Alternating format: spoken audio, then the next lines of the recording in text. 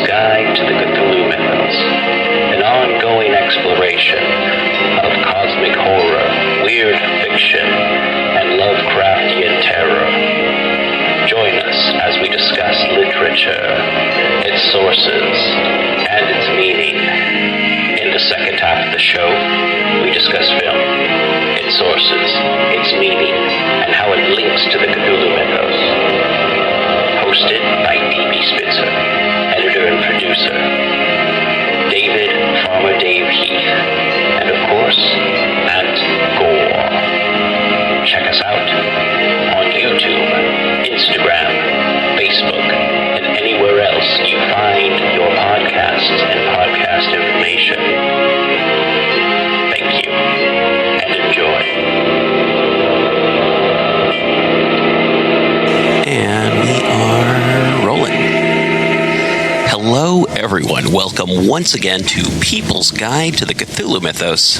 I am, of course, D.B. Spitzer, one of the many hosts on this show. We have like 5,000 hosts now, but you only get to hear 3. We are Legion. Yes. To my virtual right, we have Aunt Gore and Farmer David Heath. How the heck are you two doing this week? Good. Warm. Yeah. Yeah. Timestamp for this week. It is August. It's mid-August. It is hot. It is really hot in the Pacific Northwest. And if you live somewhere else other than the Pacific Northwest, you're going to be like, yeah, not only is it hot, but it's humid. Or you're going to be like, yeah, it's 100-something here. But I think it's like 80-something, 90-something. I don't know. I have not done barn chores this week, and the temperature has been under 90. Okay, cool. Yeah, I'm in an unair-conditioned room. Oh. Yeah, with a big old hot computer running, so, you know. It's awesome in the wintertime. I can heat this room with my mini Mac from 2012 that has probably about 12 pounds of dust inside of it, but, you know. We're not here to talk about that. We're here to talk about, this week we are talking about The Charnel God by Clark Ashton Smith and Peter Weller's 1975 film. Oh, no, I'm sorry, Peter Weir, not Peter Weller. That's RoboCop. It would have been so awesome if Peter Weller. Yes, that's Buckaroo Banzai. No, Peter Weir, Australian film director. One of those Australian film directors that is part of the Australian Renaissance, right up there with George Miller. But yeah, we're going to be talking with possibly the Australian novel. Yeah. As well as a real life mystery. Ooh. All right, we'll talk about that in a minute. So, first, Charnel God. One thing I want to point out about this is written in 1930-something. It was published in 1934 in Weird Tales, like a fair amount of Clark Ashton Smith's work. But 1934 issue of Weird Tales, and like a lot of Clark Ashton Smith stories, this one has a joke in it. A ghoul god named More Diggin. Yes. Yeah. It's like, where do the Vormi live? Why, they live in Mount Vormithadreth. Dumb jokes, but I don't know. Always fun. Dave, do you want to tell us the basics about this story? Well, this is a Zothic story. Yeah. Which, if you're not familiar with it, you would think that this is an ancient past, but this is actually in the future. Mm-hmm. Yeah. After the terrible cataclysms and all the continents have become one, and society's back down to basically medieval technology. So less Conan the Barbarian and more Thundar the Barbarian.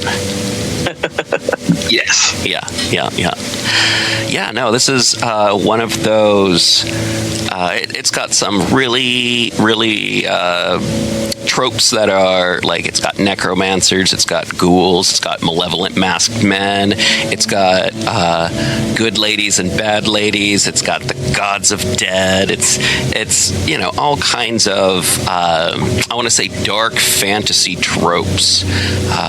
Line this.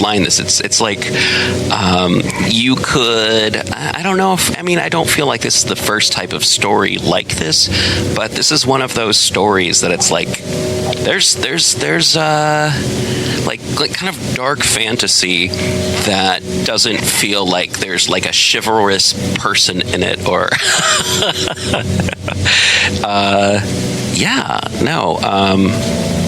hold on. No. Did we lose you? Nope. You did not lose me. I thought I'd lost everything, but yeah, no. Everything was just kind of being weird. But yeah, no. Those are my initial takes and thoughts on this. But so, Aunt Gore, did you have anything that you wanted to share? Oh well, I was gonna mention I like the fact that they just like give all of their dead to this god to eat. Yeah, like it's just nothing. And this poor lady's like, I'm not really. They're like, she's not really dead. She just kind of appears like she's dead all the time. Yeah. But I want to say this is probably one of Clark Ashton Smith's greatest stories, in my opinion. I mean, I do have a soft spot in my heart for the Seven Geish and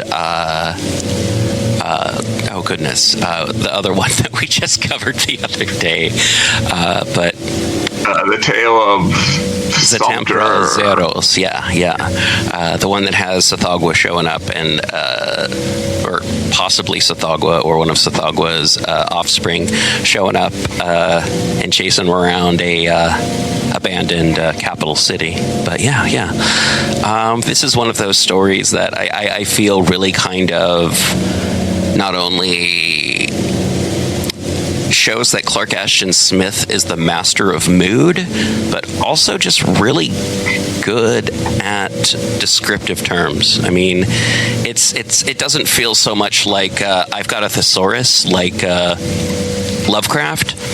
Because honestly, I feel like Lovecraft wrote a bunch of stuff and then went, oh, let me get out a thesaurus. I used dark too many times. But I don't ever feel that way about Clark Ashton Smith. The guy used to translate Baudelaire from French to English for fun. So, and he starts out as a classical, or at least in the 30s, classical poet. Sure, yeah.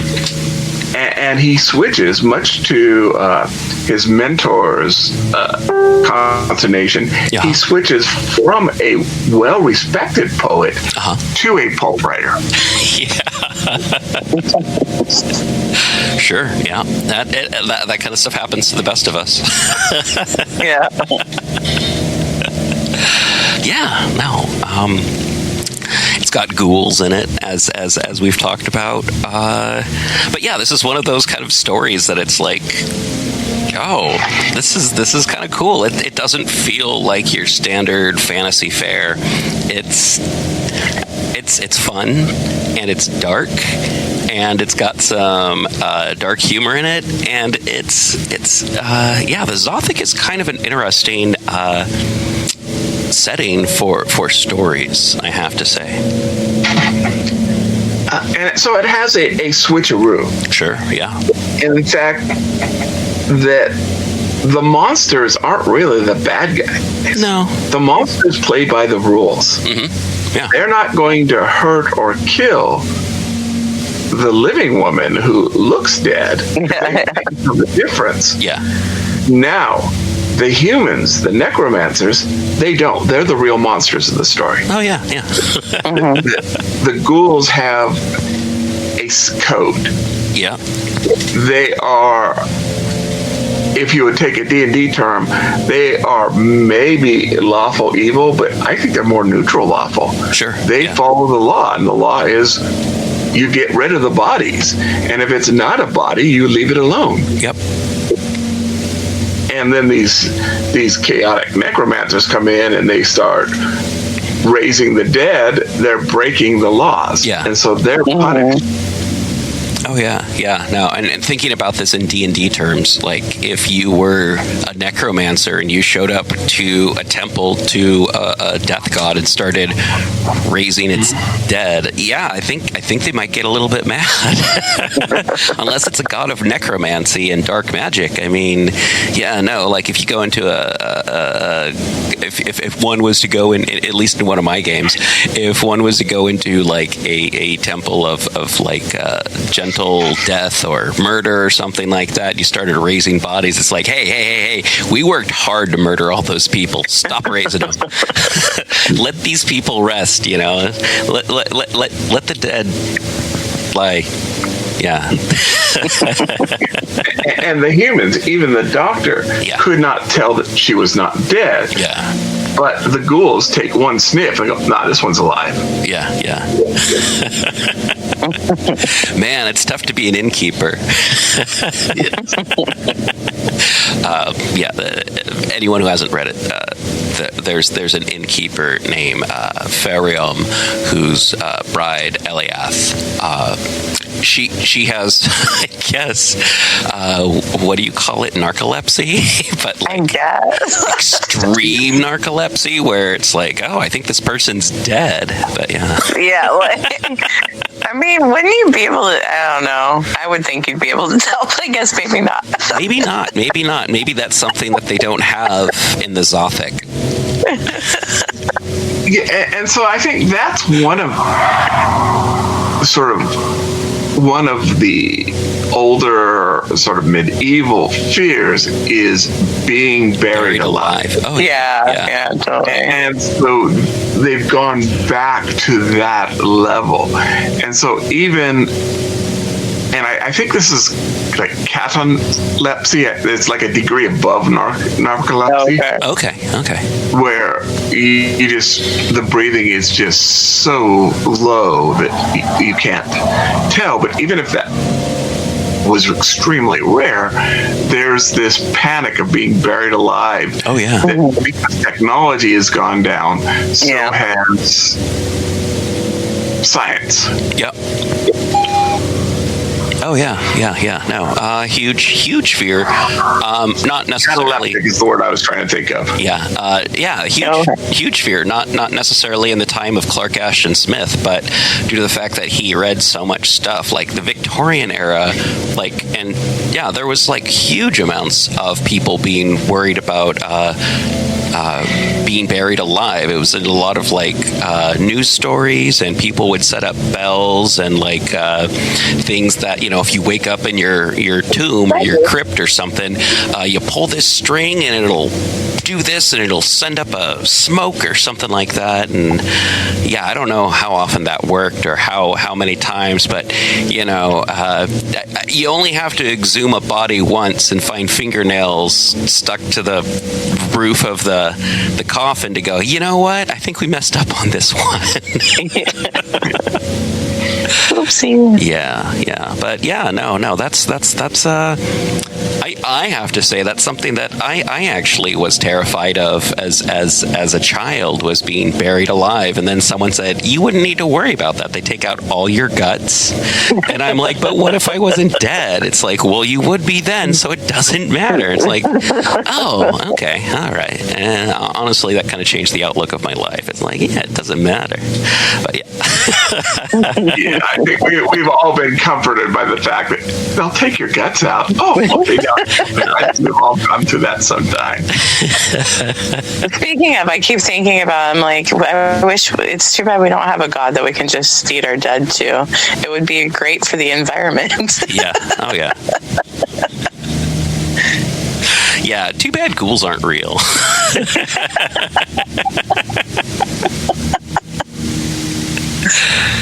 Oh yeah. Anyway, any final thoughts? I mean, this isn't a very complex story. It's a very beautiful story, but it's not very complex. I don't really feel like it went on to inspire a lot of things, but it is a good story. Unless anyone here can think of anything else that this story really kind of. The one thing that was really inspired by this would be the Call of Cthulhu role-playing game.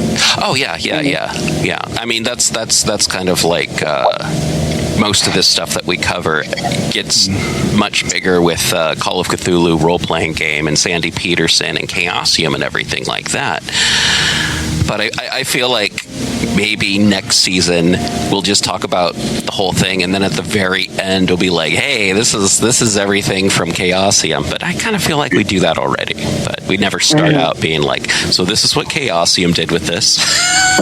And this is its source. But no. Definitely. Mortigan is a deity that I have used, or an entity I've used in Call of Cthulhu in the past. Never named it. Just had a big shadow and a lot of dead stuff. So. But and I highly recommend if you're a gamer, if you're a keeper of arcane lore for Call of Cthulhu or any game like Call of Cthulhu, or uses horror or the Cthulhu mythos, Mortigan is a pretty cool god to use because you get to use ghouls, and you also get to use something that people aren't expecting. People don't talk about Clark Ashton Smith, the Charnel God, that much. Not like how people are going to talk about, say, Lovecraft's anything, or even I feel like Frank Belknap Long gets more lip service for like role-playing games than H.P. Lovecraft does. I mean, Clark Ashton Smith does.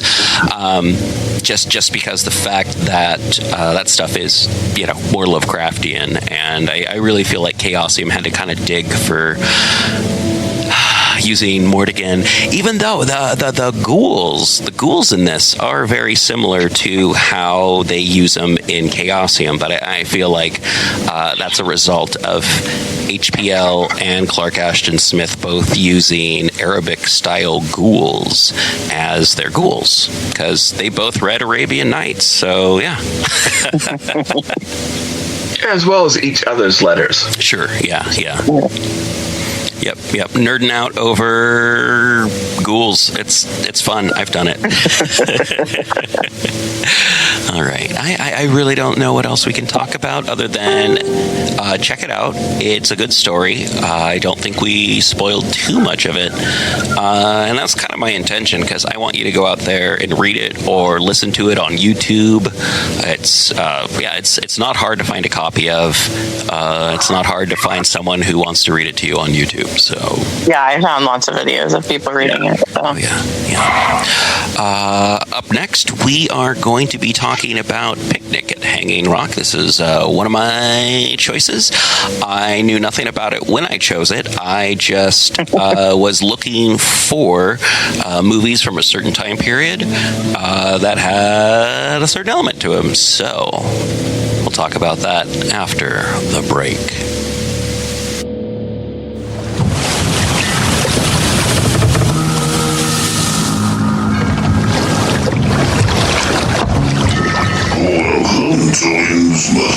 Stranger.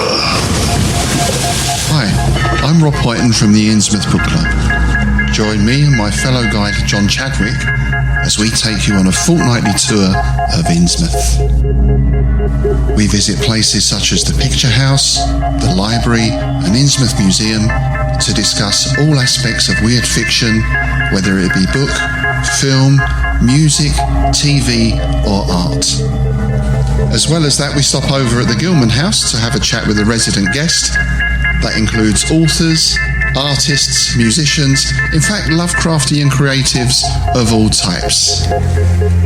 You can find our free shows on Patreon, and there you can also sign up as a patron, which brings you bonus content, plus a monthly PDF copy of Innsmouth News, which features articles, author spotlights, all the latest news and reviews, and more.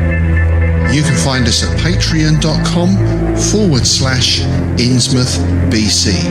We hope to see you soon, because remember, Innsmouth isn't just a place, it's a state of mind. Check out the show notes or go to pgttcm.com for more information. And also check us out on Facebook, Instagram, YouTube, and all the other places where podcast stuff exists. All right, back to the show. In Legacy Door, a lurker from space casts a shadow over time. We opened our eyes upon the human world.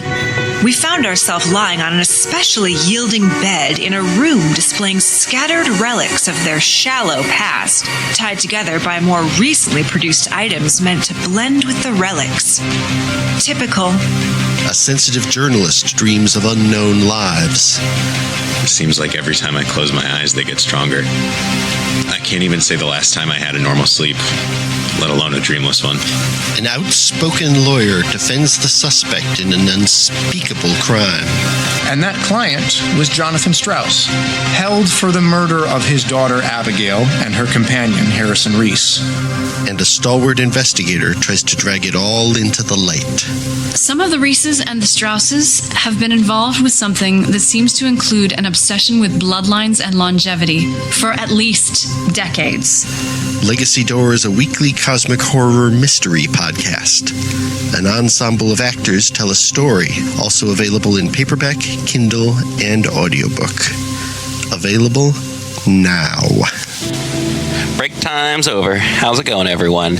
We're talking about Picnic at Hanging Rock. Yes. I chose this, as I said earlier. I was looking for something that was Lovecraftian without being Lovecraftian. Something that's like just on the edge of cosmic horror. That was also a period piece. I was looking for something that wasn't your standard horror fare. And Yeah, that's definitely that. that's what I found for sure. For sure. It is a story about.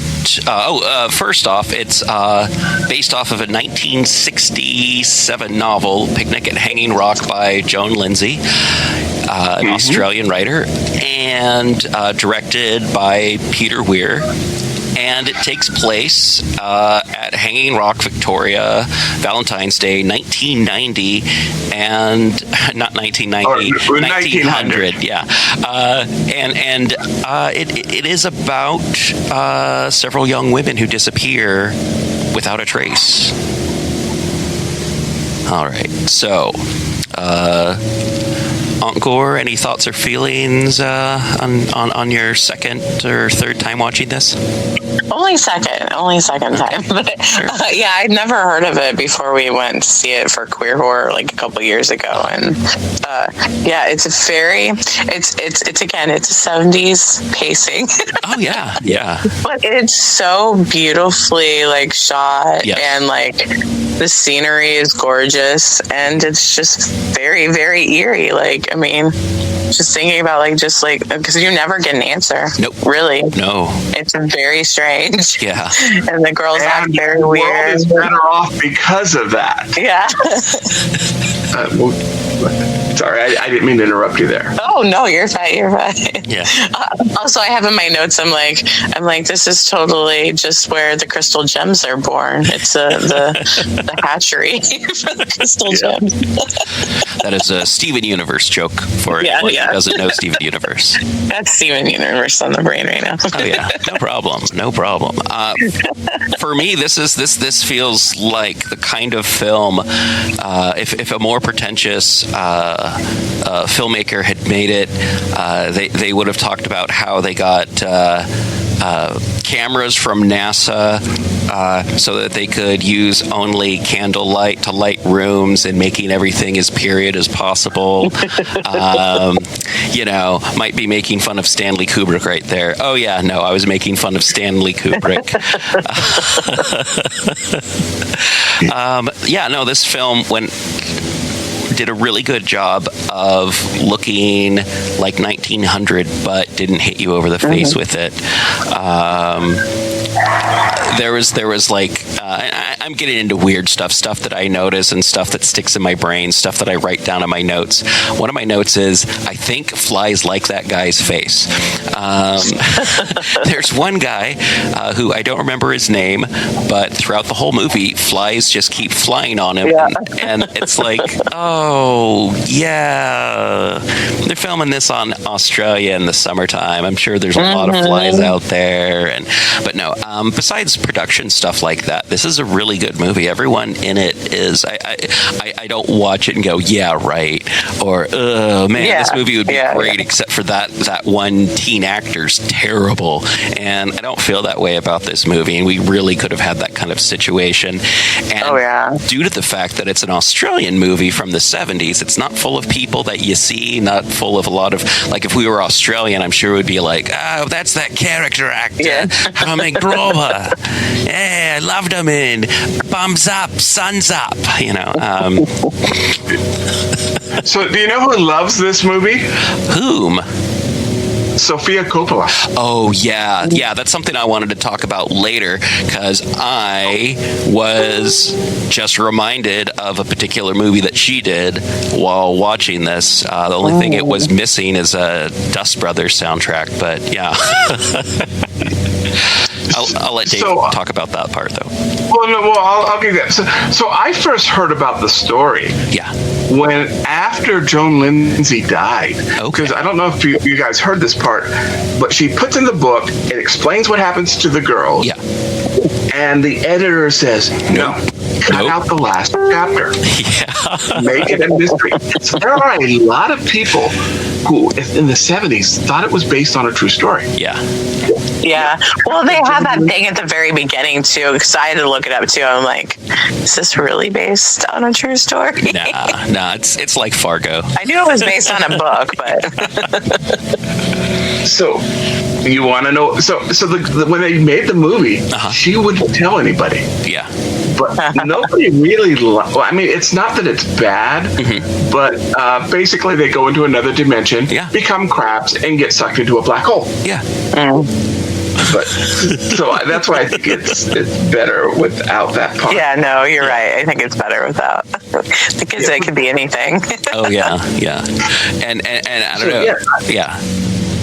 Yeah, so I hadn't heard of it until they released the final chapter, and that's where I found the story. Yeah. So Margaret Nelson, who plays Sarah. Yeah. You know what she's doing now? No. Nobody does. Okay. Literally, she quite literally disappeared off the face of the earth. Oh my God. Oh wow. So she got this because she was in a Australian TV show called The Class of 74. It was 2 years, and she did this in a couple of other movies. Okay. And she disappeared. Now, you're going to not find a lot about this other than nobody knows where she is. There is, and I didn't spend too much time, and I'm not gonna, there's only one American, and I am not going to mention his name because he works for Fox News. Okay. Who kind of researched it, and his conclusion was, there are just too many Margaret Nelsons in Australia. But there were a couple of people that responded with her. A guy who did a book on the series, he said, we couldn't find her. Oh, wow. The working theory is she got married, changed her name. I don't know how it works in Australia, the Social Security card, but at least two people who tried to find her failed. That they thought they found her working in Hollywood, and it turned out to be another Margaret Nelson. Okay. So if anybody has more information, I'm dying to, because after she made the movies, she just disappeared That's and so no one weird. seemed to notice. Oh, wow. My I assumption did- is that she turned into a crab, went to another dimension, and got sucked through a black hole. No, I don't know. I did read that, like, I mean, nothing happened, but I read that, like, the tone of, like, the whole cast and everything when they were filming before they went to Hanging Rock was, like, they were all happy and, you know, it was cool. And then they went to the Hanging Rock set and it was just really weird. Like, the vibe was just really off. Oh, yeah. And creepy. That's crazy.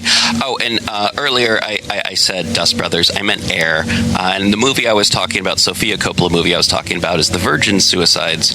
And if you've seen that and you've seen this movie, you can go, oh yeah, I can see where she pulled some tonal stuff out of this. It's like this Picnic at Hanging Rock is it's a lot about tone.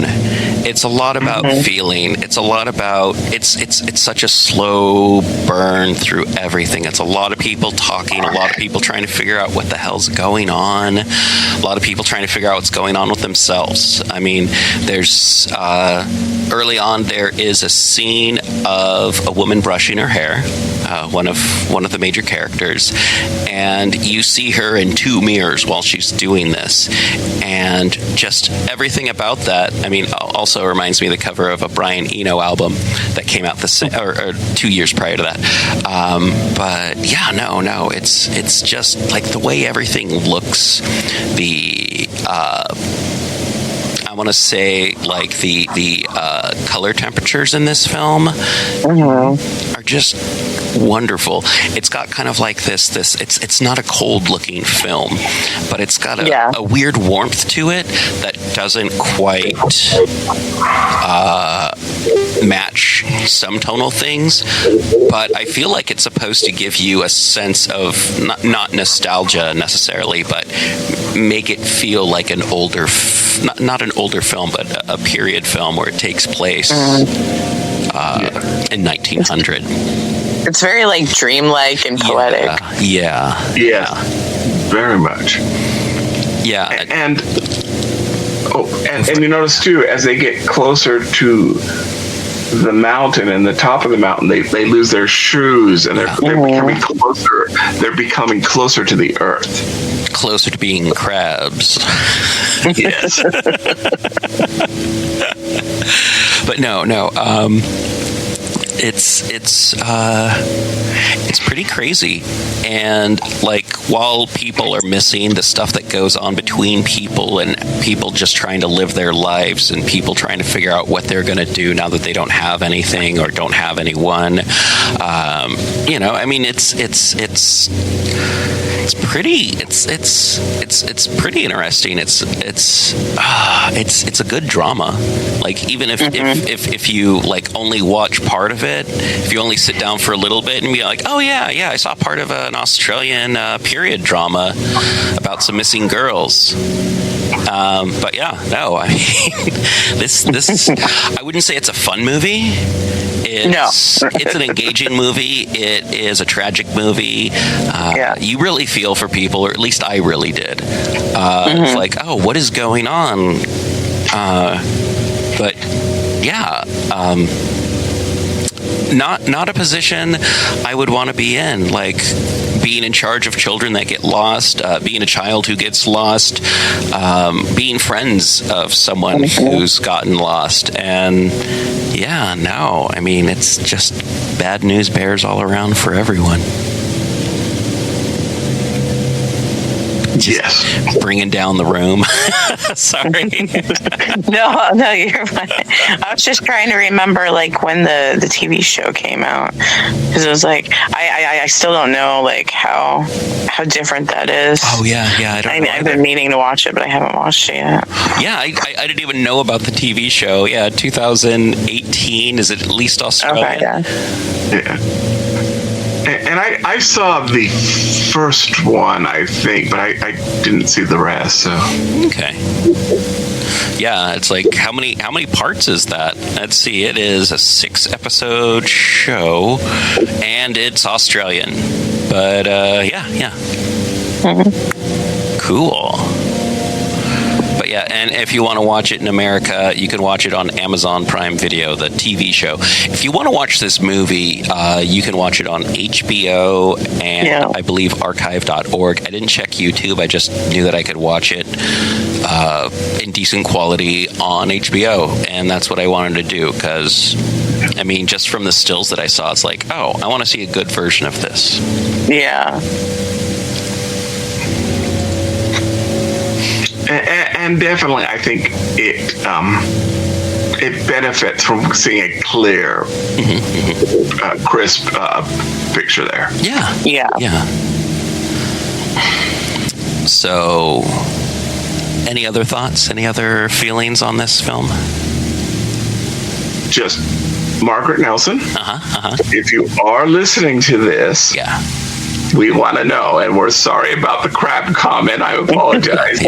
But I'm honestly really surprised that's not more of a known mystery. And it seemed that she just wanted to start a new life, but.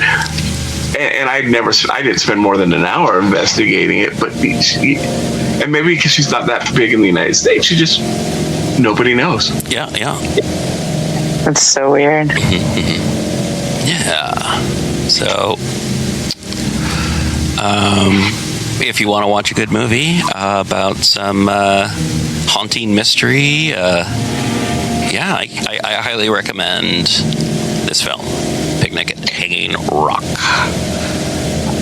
I was gonna mention the director is also the director of Dead Poets Society and Truman Show. Oh, interesting. We will be watching another Peter Lindsay Weir film. Next week we will be talking about The Last Wave, which I didn't realize was also a film of his. I was just looking for Lovecraftian without being Lovecraftian films, and these were some that were recommended. And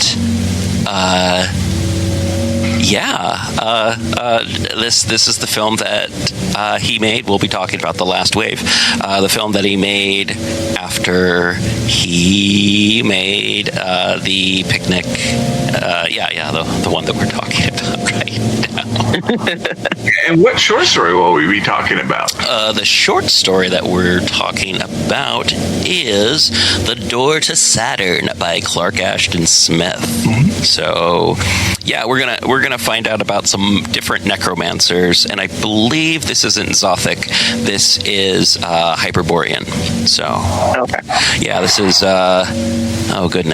period of time after Atlantis sinks. So, not connected to Robert E. Howard's Hyborian, but the Hyperborean, the period of time that's, I think, after that. I don't know. I always get that stuff mixed up.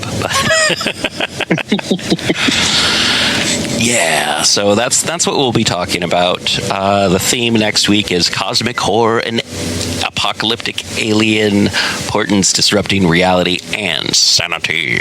So, we'll also be, because we're talking about The Door to Saturn, we'll be talking about the Book of Eibon a little bit, probably, and I don't know, Hondor. I think that's the necromancer in that one, but I could be wrong. I try to remember which necromancers which in these Clark Ashton Smith stories, because I love necromancers. They're the best. Not the ones in this story. The necromancers in this story were jerks. I mean, come on. Go into More Diggins' place and raising the dead. That's so disrespectful. All right. Something that's not disrespectful. I don't know. I'm pretty disrespectful. I was going to say, checking us out on social media, checking us out on YouTube, checking us out anywhere you find podcasts, and look for PGTTCM or People's Guide to the Cthulhu Mythos. Anyone doing anything fun? Anyone been up to anything fun this week? besides staying cool? I got to do the Simpsons drag show in like 99-degree weather. That was fun. We were all melting off our yellow. Yeah, Who did you get to be? Oh yeah. Theo and I did Patty and Selma. And oh, nice. Which one were you? Were you Patty or Selma? Fuck, I always forget. Theo was the one with the butt hair. That was the one with the round hair. I was the lesbian. I can never remember which one's which myself. And I'm a huge Simpsons fan. And I'm pretty sure between first and fifth season they forgot who was who too. So before it was codified to the extent that it is now. David, I wore a pink dress. Theo wore a blue dress. Okay, all right. Yeah, no, I saw photos. It looked great. Yeah, so we're going to be having a kaiju party Sunday. Oh, wow. But I am going to do something, and I even took a day off work to do it, that I almost never do. And that's, I'm going to watch a TV show. Ooh. I am really excited about the first 2 episodes of Alien Earth. Okay. Same, yes. Yeah, so Friday I got the day off, and I'm going to get Gatorade and Cliff Bars, and I'm looking forward to it. Oh, cool! Very cool. Not to yuck your yum at all, Dave, but I know, terrible way to start a sentence. But years and years and years ago, when Aliens came out on VHS, I watched it, and then my friends and I were talking about it because I was the last one to watch it in like 8th grade or something. And one of my friends went, it'd be cool, a movie where the aliens reach Earth. And I'm like, no, because you need like a small space and just a few people, and the fear is about it getting out and going to Earth. And we argued about that for like weeks until we decided to argue about who should play Wolverine if they ever made an X-Men movie, which was so like, they'll never make a movie based off of a comic book. I mean, they did it with Batman and it worked, but they also did it with Dick Tracy and it failed. So, yep. I mean, that was 1989, so. Yeah, they'll never make any comic book movies that are good. No. Yep. And I was convinced that they were going to base this, and I think they did some on the Dark Horse comic. Exactly, but this is this takes place 2 years before the first movie. Okay. Yeah, I'm very curious how this works. Yeah. So I have a theory that that's why they know to divert the Nostromo. Ah, gotcha. But we'll see. Cool. Well, I'm excited about that, even though I wasn't excited about it when I was a kid. Let's see. I'm excited about the upcoming season of Peacemaker. Oh yes. I've just been goofing around on my guitar a lot lately. I'm house sitting for my folks currently. They're in Montana, and I'm hanging out with dogs and playing electric guitar and just like watching. I don't know if I talked about this last week. I don't know if I watched the new King of the Hill season. I enjoyed it. Yeah, we just watched that yesterday. Yeah.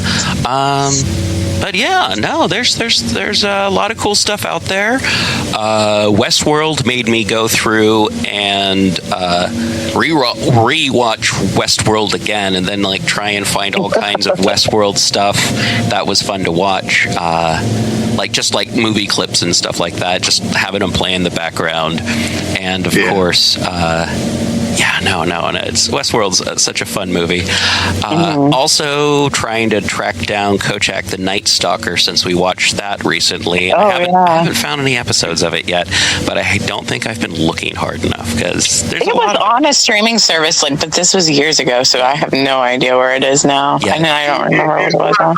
I'll see if I can check. It was on Netflix, but I think it's gone. Okay. Yeah. I think that's where we watched it. Oh, also, we watched Weapons last week. Highly recommend that. It's wild. I know nothing about that, and I want to keep it that way until I see it. Because that's the best way to see it. There's movies that I've seen sometimes just for this this podcast that it's like, you know what, scary movies are too scary for me.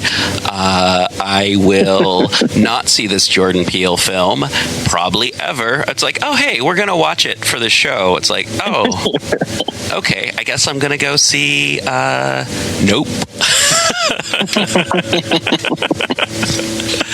So yeah, was that the one that had the television show with the chimpanzee? Nope. Yes. Okay. Yes. Right. Yes. That's the best way I know to talk about that movie without spoiling it for anyone. Yeah, no, you're right. Yeah, I was like, yep. That's about all you can get. All right. Well, on that note, unless anyone has anything that they want to declare or talk about, I think we are done for this week.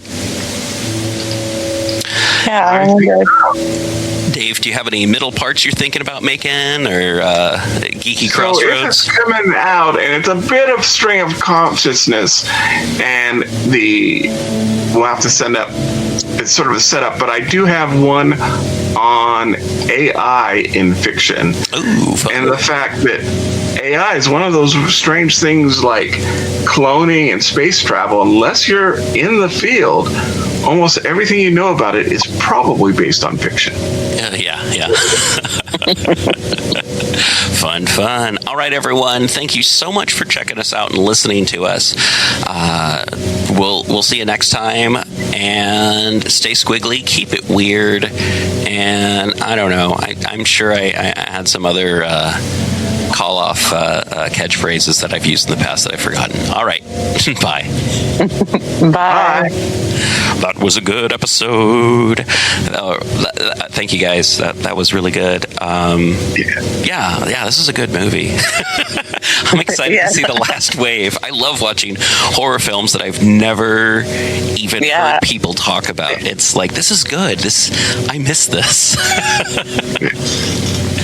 Especially with social media, I feel like a television show or a movie gets ruined so fast with memes and whatnot. Mm-hmm. It's like, well, I don't need to see it now because I've seen everyone post like the big shocker twist. So, all right, cool. I'll talk to you all later. When is the next event that we're going to be doing? It's going to be Rose City Comic Con. Yeah. The 6th of September. 6th of September. Yep. Okay, cool. Yeah, I have so much stuff going on in September. I just have to keep that stuff in my brain. It's like my buddy who I do shows with, I'm like, do we have anything on this? And he's like, no, because you've got Rose City Comic Con. And I'm like, oh, you're keeping track of stuff. He's like, well, someone's got to.